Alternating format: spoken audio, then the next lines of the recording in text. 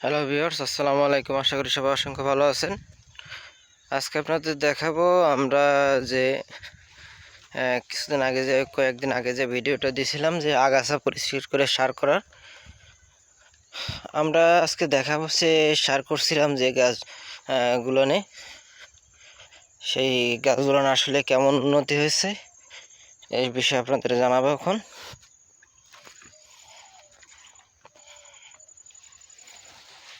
এই যে দেখতেছেন, এটা কিন্তু আমরা সার করছিলাম। দেখেন তখন কিন্তু ছোট ছোট ছিল, আজকে 4-5 দিনের ব্যবধানে কতটা উন্নতি হয়েছে দেখতেছেন। এই যে গাছগুলো, এটা আরো বেশ উন্নতি হয়েছে।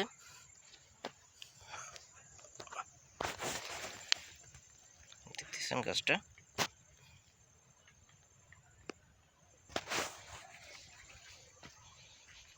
এই যে দেখেন, এই যে গাছগুলো। আর এইগুলো কিন্তু আছে অলরেডি, কিন্তু আগে কিন্তু এগুলো কিন্তু আছে আপনার, এগুলো তো অলরেডি বড় গাছ আছে। এগুলো হলো লাউ গাছ, ঠিক আছে। এই যেগুলো দেখতেছেন, দেখা যাচ্ছে এগুলো হলো লাউ গাছ। এগুলো কিন্তু অলরেডি লাউ হইতেছে, আর এইগুলো হলো মিষ্টি কুমড়া গাছ, ঠিক আছে। যে পামকিন দেখতেছেন, এই ছোট ছোট, এগুলো কিন্তু যে সার করা হয়েছে কয়েকদিন আগে, আগাছাগুলো পরিষ্কার করে সার করা হয়েছে। সে ভিডিও কিন্তু আপনাদের দেখিয়েছি। দেখেন এটা তরতাজা, এটা আরো ভালো উন্নতি দেখা যাচ্ছে এটার।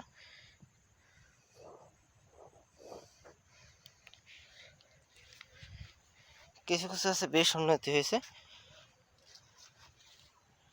দেখতেছেন। আবার এগুলো কিন্তু আবার নতুন বীজ রোপণ করা হয়েছে, দেখতেছেন গজাইতেছে গাছগুলো। এবার দেখতেছেন এই যে অনেক, এই যে গাছগুলো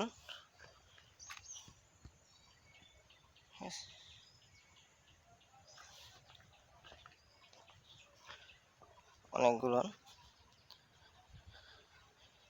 এবার লাউটা দেখেন পাখিতে খেয়ে ফেলছে, এই যে খেয়ে ফেলছে, এই জন্য ছিঁড়ে আর কি রেখে দিতেছে আর কি, পাখিতে নষ্ট করছে। এটা কিন্তু ইউরিয়া আর ফসফেট দেওয়া হয়েছিল সার, আগাছা পরিষ্কার করে তারপর কিন্তু সারগুলো করতে হবে। আগাছা পরিষ্কার না করে সার করলে কিন্তু এই সারের তেমন কোনো ফলাফল পাওয়া যাবে না, কার্যকরী কোনো ফলাফল পাওয়া যাবে না। দেখতেছেন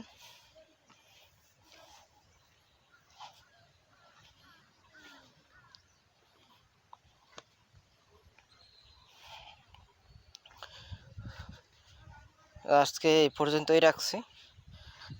দেখা হবে পরবর্তী ভিডিও নিয়ে আবার হাজির হয়ে যাবে ইনশাল্লাহ। সবাই লাইক কমেন্ট শেয়ার করে সাপোর্ট করবেন, যাতে আরও নতুন নতুন ভিডিও নিয়ে আপনাদের মাঝে হাজির হতে পারি।